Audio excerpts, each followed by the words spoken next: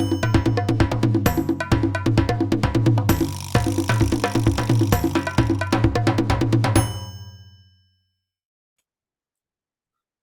and welcome to another episode of the Gritty Hour. I have back someone who's been on a podcast in the past, Chris McGeady from CNM Housing Solutions in Pennsylvania. You were on a few, I guess, last year with your wife, Melissa, talking about your Yeah. business. Welcome back to the Gritty Hour, sir. Thank you. Thank you. Thank you. This is my third time on because Oh, yeah, we that's talked with right. Sean the one time too. Well, Sean E-Boy, right? yeah, well, full disclosure, Chris is my godson and nephew. Wears two hats, even though he doesn't have a hat on today. So I wanted to talk to you about the current economic situation now that the zombie apocalypse has taken over the U.S. government. And I'm wondering, with the rising interest rates and all, inflation, rising interest rates, I'm wondering how that affects your business as a house flipper in Pennsylvania. Well, I guess everybody would know for the most part, for the past year and a half, 2 years, you could throw anything at the market, it would sell. So any flip we did, no matter what stage of the progress we were at, we could have a halfway done project, put it on the market, and it would get, multiple bids and upsold. Almost overnight, I'd say in October for us, when the interest rates went up the first time, there was a slight pause. And then I think they October went of up 2021. 2022. Oh, So the market was still pretty hot up until September of last year, here anyway. Around October, we had a couple of projects that were coming to completion, and when we put them on the market, the change in days on market, which obviously we track as a business, went from like 4 days to an offer to 3 weeks. And then a couple weeks later, the interest rates went up again. It went to about 5 or 6 weeks. So they were sitting on the market longer. And what we noticed is then everybody was just kind of taking a pause to see what was going to happen, because it seemed like every week you turn the news on, there's more bad news about the interest rate hikes. mm-hmm. So fast forward to today, it's come back a little bit. The interest rates went down slightly, but there's two pools now. So the people that would buy a second home, the second home buyer price point is kind of still at that pause. FHA loans, first time home buyers are back at it. We're back to getting multiple offers on houses. Our last flip last week had 28 showings over the weekend and 5 offers. Like, we're back to that in that price point. But it makes sense because where people were getting in 2, 3, 4% on their house, nobody wants to sell their house at 3% to buy at 8 or 9% at a higher price point. So that second home, people are going to wait a little bit longer to see what happens with those interest rates. But the person that's just getting into their house for the first time at 150,000, the 4% to 7% really doesn't affect them too much. So you're That's saying kind of the first time home buyers market is still relatively stable? Yeah, But that everything paused for a good 2 months straight, and now that's bringing itself back again. mm-hmm. And you're saying, well, because of the nature of the fact that they're first time home buyers, there are a lot of federal programs that may assist. But I'm sure the rates on those have gone up. They must. If the Fed rate is what the hell it is now, 7 and change. Yeah.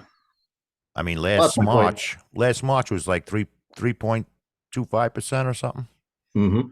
But with this apocalypse government that we have, this zombie apocalypse government, it's see, you're a young man still, and you don't remember the Jimmy Carter administration, which I Yeah. do.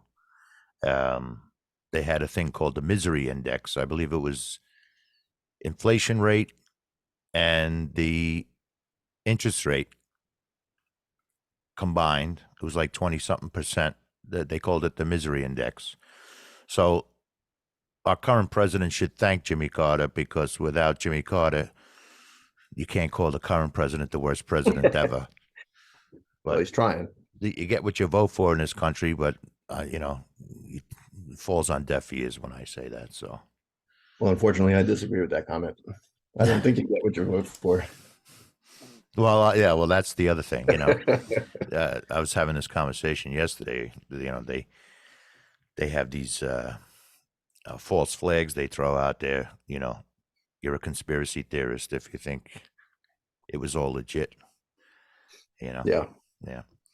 And I've been saying multiple times lately, uh, if anybody's paying attention, which seems like more than half the country's not, Mhm. onto these Twitter files, you can see the FBI was used as a tool to stifle anybody right of the center line in politics on various social media sites. And the Exactly FBI that. was proactively trying to stifle them, including a major national newspaper, the New York Post, Yeah. right before the election. But it doesn't seem like even the people that are aware of that, nobody's willing to think that through and take it to the next step. If they can effectively stifle a certain element of the political discourse, it's a Well, short we've been, it's a short leap to actually rig the election. yeah, You know, absolutely. and Well, for the past couple of decades and maybe more, we've kind of been just numb to anything serious, it seems like anymore. Everything's a 30-second video either on your phone, or if there's something you should be afraid of or concerned about, if you turn on the TV and they tell you it's nothing to be concerned about, then it's 100% believed, and that's dangerous because it's completely eliminated logical and critical thinking. yeah, the Chinese balloons are weather balloons. Yeah. If Um, they're that's the weather balloons, problem, we shoot them down for it. and the railroad crash over there in Ohio. There's a Um, second one yesterday in Detroit. Everybody knows about the increase in the price of eggs, and all of a sudden, this major egg distribution center catches on fire. You know, Yeah. but they want you to look over here. They want everybody pay attention to this over here while they're kicking you in the ass from over here. Well, You it's funny know, you say that because when you started this, you said that if you question anything, you're considered a conspiracy theorist, and I'm proud of it nowadays because with that said, now when I see something on the news like the train derailment or the balloon in the sky, I think to myself, well, what else is happening parallel to this that we're not looking at? mhm. And you So never know. I know that on a past conversation we had on the Gritty Hour, you were talking about your support for. Excuse me for not remembering his name. What was his name? The election here, Yeah, in Pennsylvania. Yeah, Doug Mastriano, Mastriano. He ran for governor, correct? he did. Yep, Yeah, and he didn't win. But he did not. I know you and a lot of people like you in that Pennsylvania area uh, weren't too keen on Dr. Oz as a candidate. Yeah, nobody was really too crazy about that, but um, Dr. Oz ran against Fetterman, Hmm. and Mastriano ran against. I don't even know his name. I can't remember his name. The guy that won. But isn't he the governor of your state? Yeah. Yeah. Mhm. So here's my life in a short. Right, I'll give you the summary. We got a whole hour. 2020 Don't worry about it. 2022 is 2020 2.0. So what what I learned in 2020 is to stop watching the news, which I did, and my life is exponentially better for it. 2022 made me realize that um, whatever games happen politically and who's installed here versus who actually won here, at the end of the day, it's supposed to be up to us. So the less I pay attention to that, the better my life becomes. Um, do you know what I mean by that? Yes.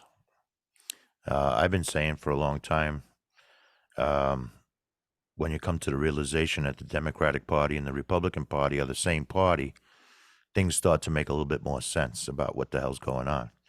Right. But it seems like even pre-COVID, things have gotten way the hell off the rails in this country, and it's exacerbated by the zombies taking over the government. Yeah, I You agree know, with that. but yeah, actually, I don't wish him ill. Senator Fetterman, that's his name, Fetterman, yeah. checked himself into the hospital again last evening for. Actually, I should say we're recording this on the 17th of February. Yeah, For clinical depression, is it? it is. Yeah, to Walter Reed. He And that's his checked himself second in. time since he's been sworn in that he's Yeah. So So how, May of last year, before the election, he suffered a stroke. I right? don't know if that was his first or his second one. Um, but it canceled a bunch of events. Didn't go through with the debate with Dr. Oz. A lot of confusion on his interviews. Just very similar to the person that's borrowing the White House right now, as far as his appearances on TV. So it was kind of sad to see that go full course, and then Well, see him win. it doesn't reflect well on Dr. Oz that he couldn't I beat didn't that know. guy. Yeah. I didn't know a better way to say that, but like to see him, go all the way to election day and end up winning it. That's also something that doesn't make Well, any it makes sense. you But wonder how effective, his representation of the state will be. But yeah, uh, yeah, wish him the best. I don't wish him ill will. sure, that goes for anybody. Yeah. But so getting back to your business, the amount of flips has decreased, increased. What are we doing? Decreased by choice. We do a couple of things. I think we spoke about it lightly in the past. We also wholesale properties, which Hmm. is the same idea as picking up picking up a flip, where we would get a property under contract and in some cases assign or sell that contract to another investor that will take the flip on or keep it as a rental or whatever they want to do with it. Hmm. There's usually a fee involved in that we charge to the buyer, and it's a quicker, clean process to get more infused money capital back into the business faster. Because a flip, you're not going to get money for about 4 or 5 months. A wholesale, typically 30 days or whenever the title comes back if you have somebody to buy that contract. So the risk is a lot less. So we've chosen to do a little more wholesaling in the meantime to let everything settle down before we hop back into it. Hmm. But with that said, if we wanted to still pick up those first time home buyer houses, we could. I mean, there's still plenty of inventory for us to pick up. It's just the risk mitigation. Right. So you made a conscious, strategic decision to redirect to wholesale as your primary source of income. Yes. Wholesaling. Now, what happens in a wholesale? Just so people know. Let me just give a little background, if I can. Chris and his wife Melissa, you were a fire captain, right? Captain Hmm. in the fire department, Yes. chief captain. Yeah. Captain. Okay. And your wife was a registered nurse, Yep. and you both left your positions to do this company full time, and you've been very successful for the last few years. Yeah. So what happens in a wholesaling situation? What is that? Just walk us through what that might be. So if you're going to buy a house, and let's say you're selling your house, and we come to an agreement on price, and you sell your house for 100,000, I'll sign an agreement with you. It's called an assignable contract. It reads in the terminology that the agreed upon purchase price is 100,000 to my company's name and or assigns, is typically what it says on the top. And that what that means is then I can take my equitable interest. And if I break that down, equitable interest would be considered, if I put work into this house, like $30,000 worth of work, let's say, I build myself in some type of a profit and I expect to sell it at 200,000, whatever's left is your equity in the house. It's the same as paying down your mortgage. After 15 years, you should have so much equity built up in the house. You're doing that by a discounted purchase price. So I can take that equitable interest, is what it's called technically, and sell that to somebody else. So I'm not technically selling the property by textbook standards. I'm selling the contract to you. So we sign a contract for 100,000. The investor next to me says, I'd like to take that project on. I'd pay 110,000 for that. I can then assign our contract to that investor, and he'll end up buying the house for the 100,000 that we agreed upon, and the 10,000 is my profit. So you're selling it to someone that essentially does what you do, Yeah, but thinks they can make more money than you can. So they give you an offer for the contract you hold. exactly. Yep, Yeah. they're buying the contract. Hmm. Interesting. And we've built that as another arm of the business. So we have a network of people that we send the contracts that we choose to present. Upwards of, I think it's 52,000 buyers in the state of Pennsylvania we send it to. Mm. So I'm sure through your business to business networking, there's a lot of people that do what you do in your area. Um, do you think they've made the same strategic decision, or are there still people that are primarily doing flipping, non-wholesale flipping? Some are. And I think it really boils down to what counties that we sit in. So we're on the line of two different counties, and the two price points are very different. So the county north of us, you're going to buy houses in that FHA spectrum, 150 to 250,000 tops. The county south of us, the the median price point I think is 600,000 in some areas. That So Reading, the flippers Pennsylvania? in Reading would be north of us. So Oh, that's north of you. Okay. yeah, south of us is going to be your Downingtown, your Exton, Lionville, and those price points. Some of the flippers have stopped. Some haven't. Some keep going. Just keep smaller inventory, because the idea is if you can buy a house even at that price point and expect to hold the property in the past for 5 months, but then now you buy it with expected holding costs of longer or more expensive. So you build in maybe a 10 to 12 month holding period. You can still risk getting into that project, get the work done in the same amount of time, maybe 3 or 4 months, but expect a longer time on the market, then you're okay. We just choose not to take that risk right now. Right. So do you think what's going on in the economy will, I'm trying to think of that term, wheat and chafe? I don't know. I'm from the Bronx. What the hell do I know? Do you think it'll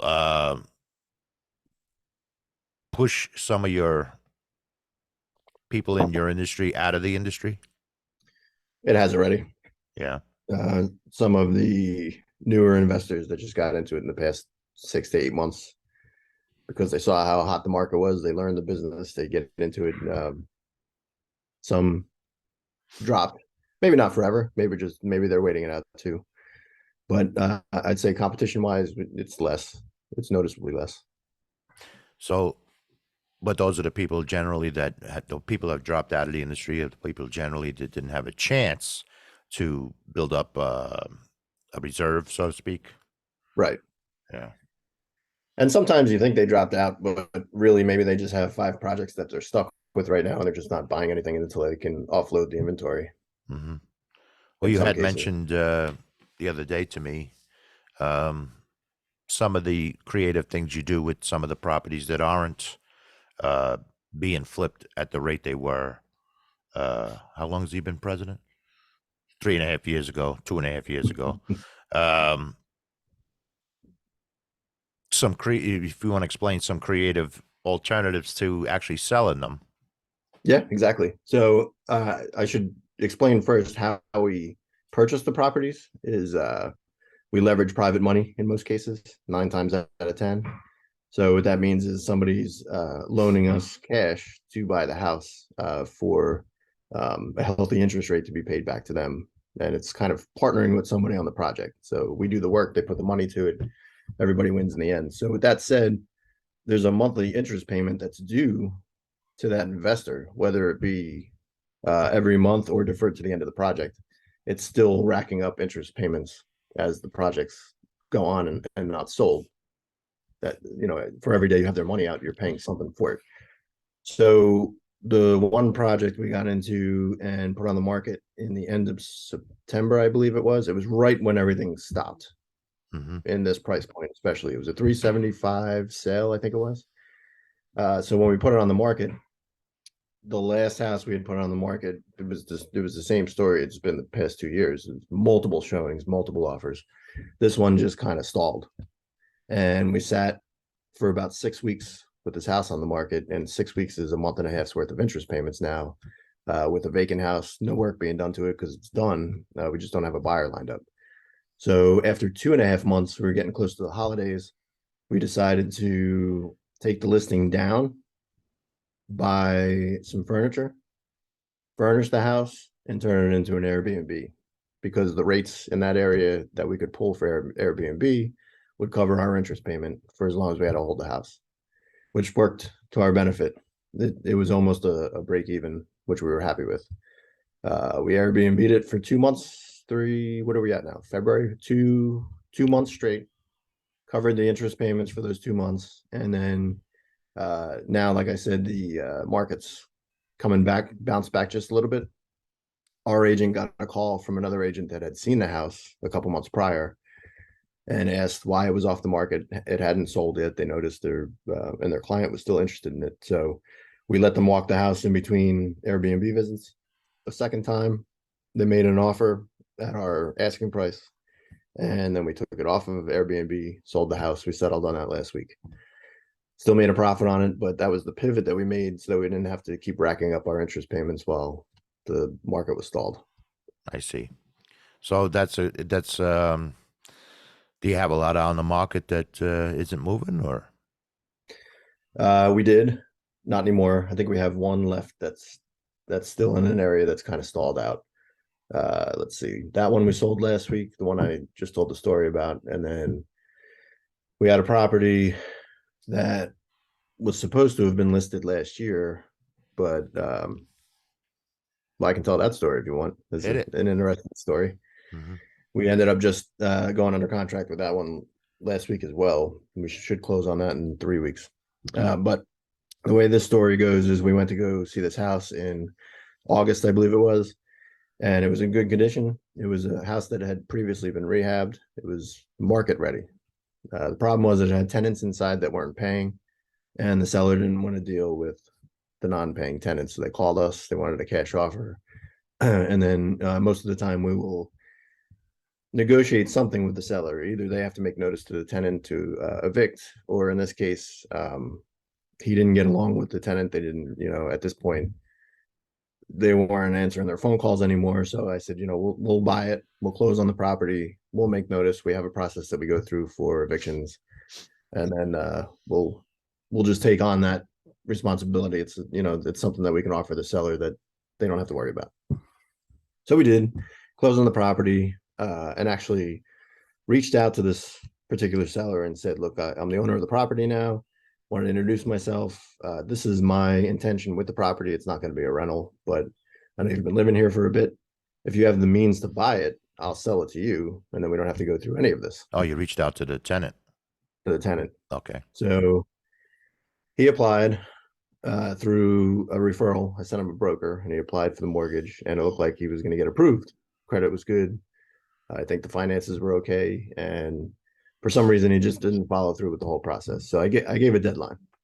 It was 30 days, and through those 30 days, a bunch of weird stuff happened. He didn't finish the process of going through the mortgage, and then he reached out to me, I think a week later, and said that he had an investor realtor friend that wanted to buy the property cash from us and then lease it back to them. And I said, that's fine. If somebody has the means to buy the property at my asking price, You don't give a crap who the hell it is. I don't care who buys Yeah. it. I said, have him reach out to me tonight. He said, great. I'll have him reach out to you after work. Never heard from him. Followed up with him. Never heard from him. Then the 30 days came and went. We had to make notice that we were going to file for the eviction because they still weren't paying us, just like they weren't paying him. So we went through the eviction process, and what happens there is once you make notice, you get scheduled a court appearance. The tenant has to show up, you have to show up, present your case, and then the judge makes the decision on whether you have occupancy or not. Right. So he brought the tenant, he brought a lease. He brought a lease to the court appearance. And the judge said, do you know anything about this lease? And I said, I have no idea about it. And I told him my backstory of buying the property, offering to sell it to him, and all of that. So he submits the lease to the judge. He makes a copy of it, gives it to me. It was like an 8-page lease. And I looked at the front page, I looked at the back page, and I gave it back to the judge. And he's like, aren't you going to read through the whole thing? And I said, no, that's not a lease. Because we had signed a contract with the ex-owner, and this is the lease that he's presenting to the judge. It wasn't even his signature. So, and the top of the page had this, the old, when you print something out, it has that like digital thing on top of the paper. Well, like a fax like little stamp. almost like that, like Yeah. the letters and numbers and stuff that show up top. Uh, It was printed from PA.gov the night prior. and So he that was that. presented that to the judge. Well, that takes guts. Yeah, so we got an ordered occupancy, surprisingly, right? Um, and then he had so many days to vacate, and then you have to meet a sheriff or a constable at the house to take full occupancy. It's called a lockout. You Hmm. bring locks with you, change the locks out. They make sure that they're out. If not, that they take them out. But you give them so many days to be able to get their stuff out. So we did. I think it was 14 days they had. Day 13, I drove through the neighborhood, around the front of the house, around the back of the house, just to take a look at the locks, because I was going to Lowe's to pick up the new locks for the next morning. I was meeting the constable there, and everything looked good. There were Christmas decorations still hanging up. What month That is was it. this? This is. It was in December. It was Okay. beginning of December, I think it was. Okay. So that was the night prior, about 4:30 at night. And the next morning, I was scheduled to meet the constable at 9 a.m. So I pull up at 9 a.m. right in front of the house.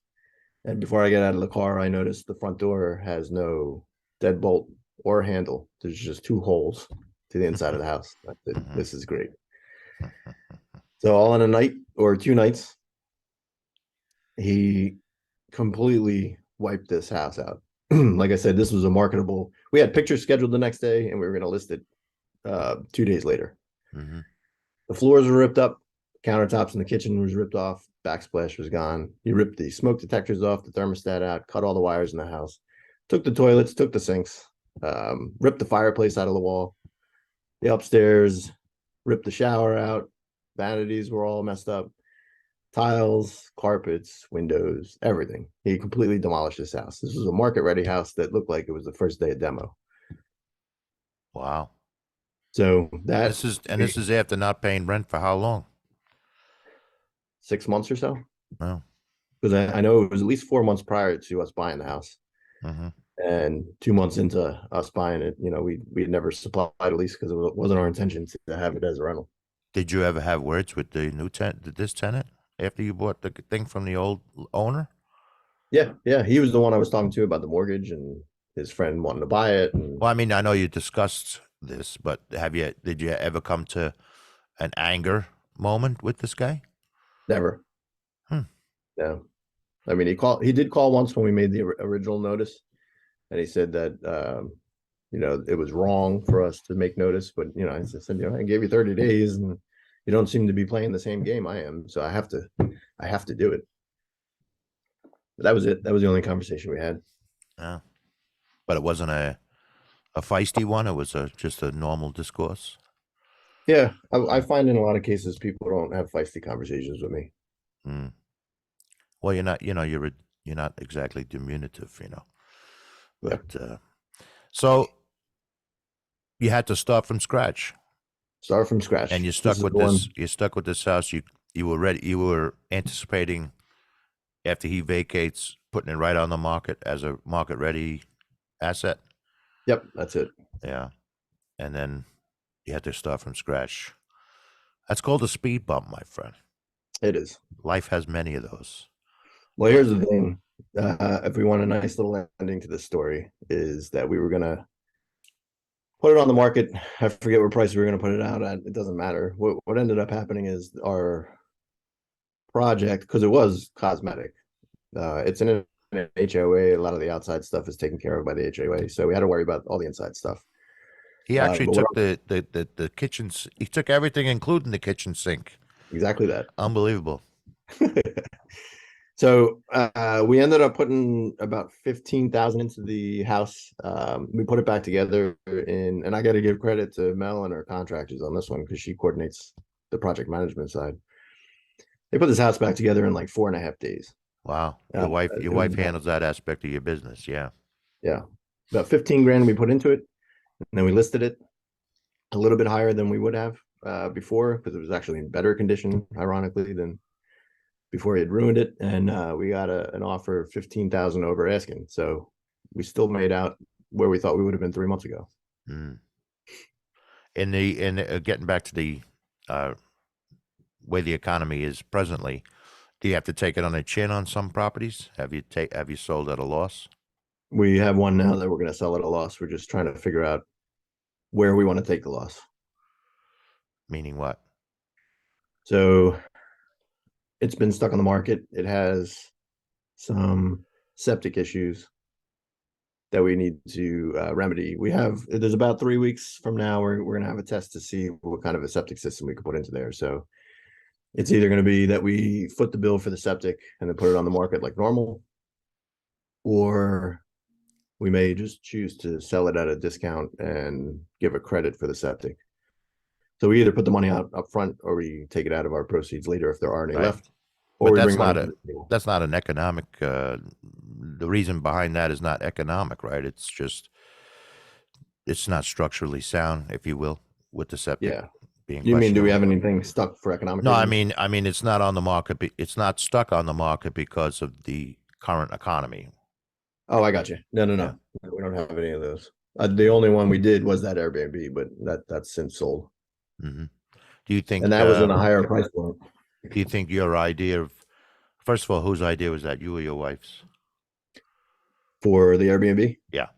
It was actually, and Careful, this, very careful what you say. Go ahead.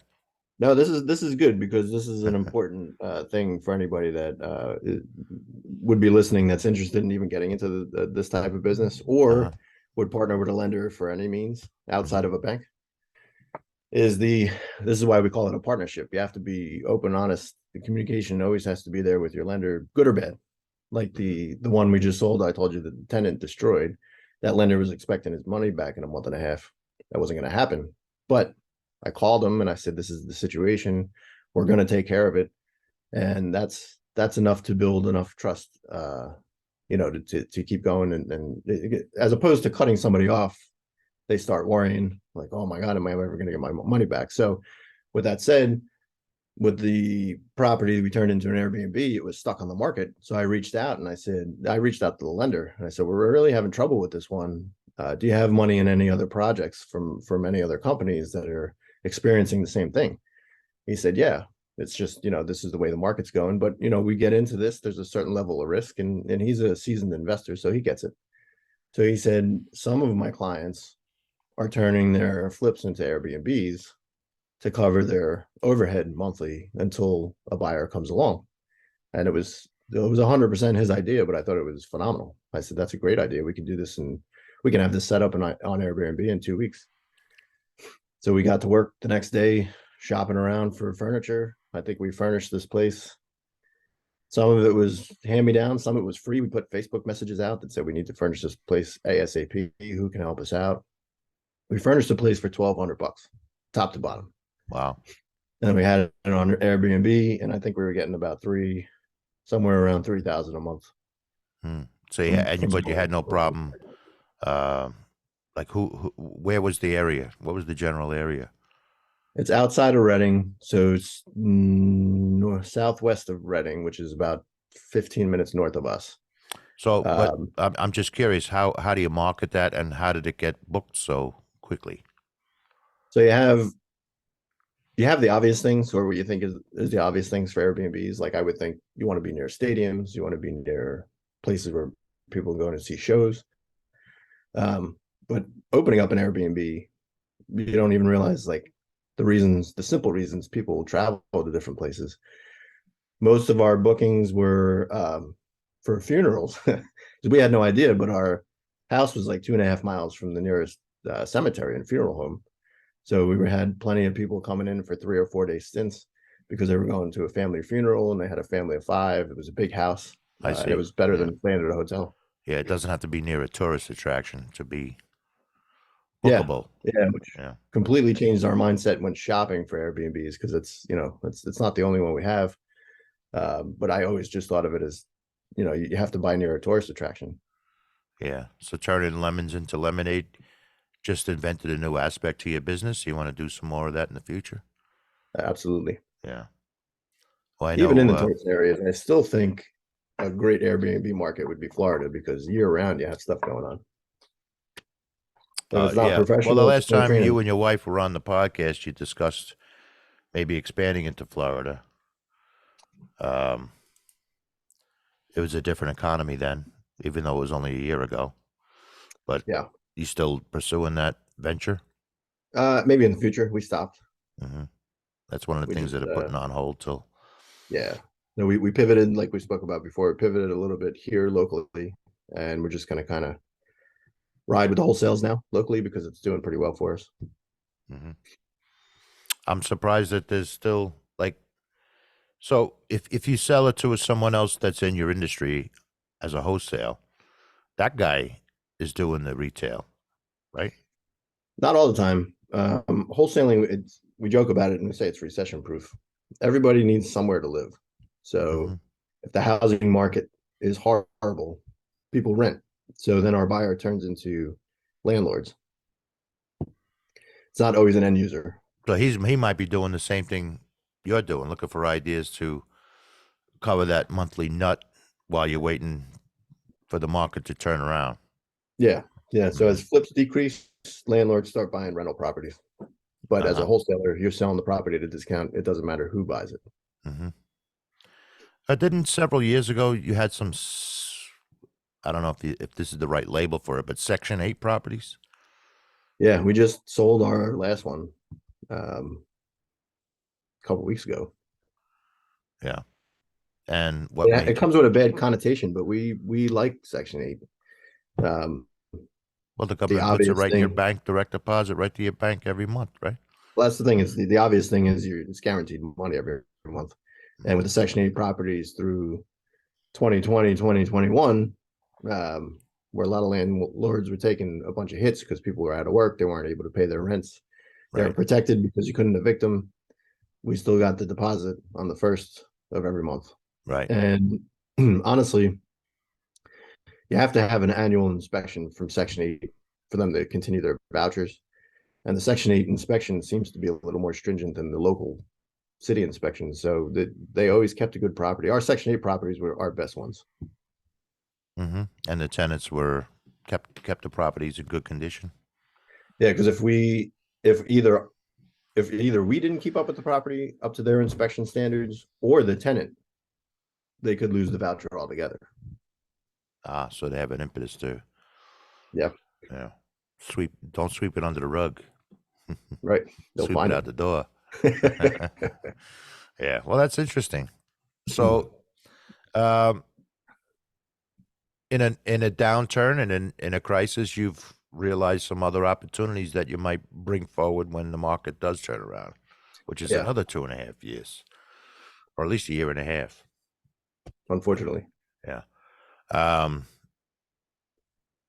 like the B&B, would you consider that as a go-to aspect of your business now, even when the market comes back?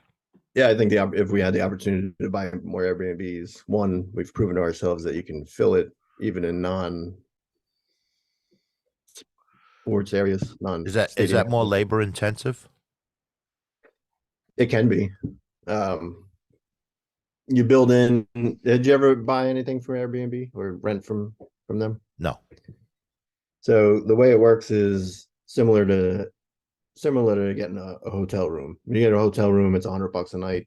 They build in service fees and whatever else is built onto that.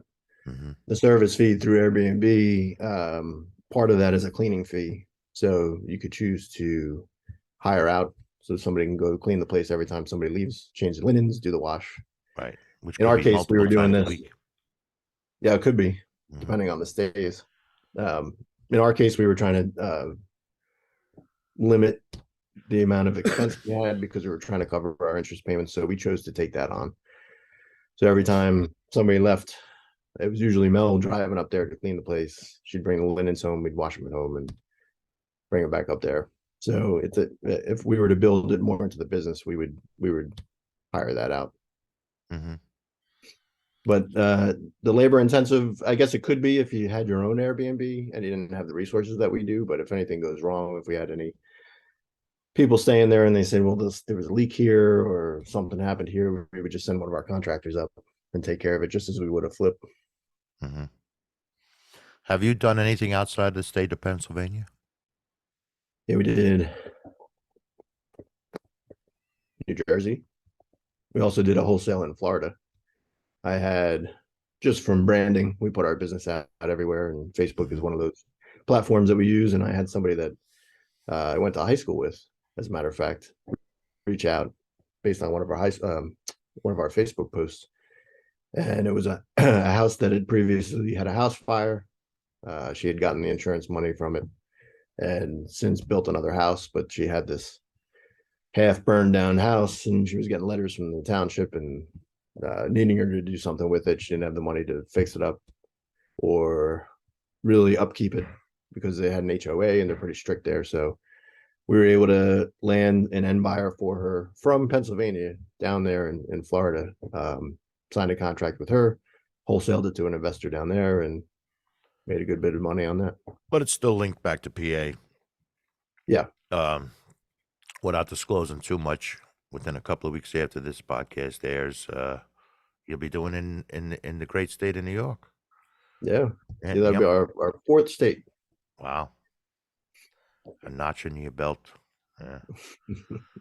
Only a couple more to go. 40. What is that? Well, fourth state. So is that Depends on who's 56? talking on 46 TV. It left. could be 52. Yeah. When you get to Hawaii, let me know. Yeah. So we're both in agreement that the zombies have taken over the government. The apocalypse has happened in the government, at least. But you seem to be formulating some workarounds, which is Yeah, positive.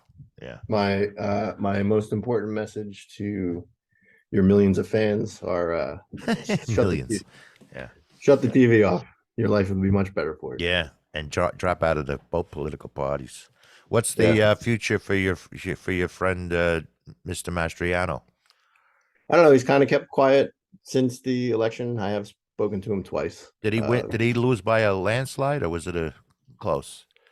No, it was close. It was close enough to lose overnight. Kind of the same. This is why I call it 2020 2.0. Yeah. Winning by a landslide, losing by enough. Oh, 2020 2.0. Now I understand. All right. Yeah. So he's just keeping a low profile. Is he still giving tours of the Gettysburg battlefield? Yeah, that's a passion of his. I don't know how often he does it, but he takes groups through Gettysburg and gives tours every now and then. Mm-hmm. We got I to haven't get seen back him out too there. much. Your daughter's of an age where she would appreciate it. Now's the time to take Yeah, her, even if it was just you and she going. But did we go last year? No, we planned on it. We didn't. We never made it. we went in 2021, right? Only That was for a 20. Yeah, that was 21. only for a That was first day. day. Yeah, Yep. yeah. That's all I do is I watch videos about Gettysburg. I'm a one-dimensional guy, you know. We should uh, get back out there this year yeah, when it be gets good. warm. Yeah, Well, it's 63 degrees right I now. know. So It's well, I've been spraying that aerosol can all over the place. So no, it's a very mild winter. God bless us all, everyone. It's raining as I'm speaking to you on the 17th of February. have you had much or any snow this year? Hardly any. We had a I don't think we had any. couple of minor snowfalls. Maybe one time it was icy, you know. Yeah. But for the most part, it's been dry and warm. You know, we had Wonderful. one weekend. In fact, 2 weekends ago, it was like negative 10 degrees, and then it went up to normal temperature after that. Yeah. It was about 3 weeks ago. I was in the office in shorts and sandals. Yeah, It was like 70 something degrees. yeah. So in that regard, it's a blessing considering the price of oil. Yeah. But the price of oil has retreated a little bit also. You know, so I just work every day anymore just to be able to afford a carton of eggs. very scary. A lot of aspects of our um, delivery systems seem to be under attack. No one's noticing it. Um, All the way down to the postal service. I mean, a lot of our business relies on the postal service, and we used to be able to. So we have a mail house that mails our marketing out. uh-huh. When we started, we just stuffed envelopes and put them in the mail. But we're at a volume now where we would never be able to do that. So we have a mail house in California, mail their stuff out, our stuff. And it used to take about 3 or 4 days to hit the mailboxes in Pennsylvania. We have our last drop went 24 days ago now and just hit yesterday.